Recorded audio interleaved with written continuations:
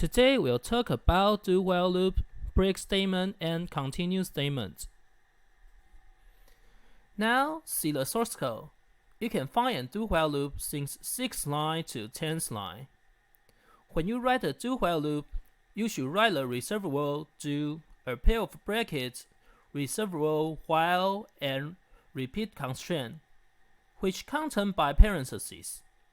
Take care that you should write a semicolon after constraint parentheses. The do-while loop works like while loop. The only difference is do-while loop will running the statement in the loop before constraint checking. Thus, statements in the loop will be executed at least once. See the example. Even though the value of a is 10, which is not less than 5, the program still print the message from 10 to 11 for you. And now let us try to run the program.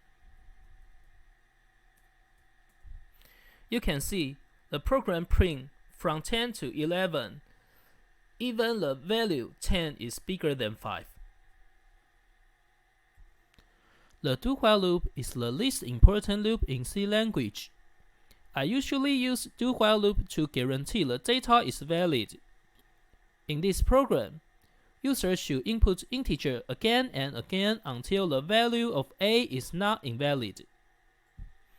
Continue statement and break statement can let your program jump out the current loop. Continue will enter the next cycle if can pass the constraint part after iteration part, but break will not. The current here means the nearest loop that contains your continue or break statement. In the source code, there are two for loops contains the continue statement at 8th line. The statement will only jump out the current loop. That the for loop which use variable j as the counter.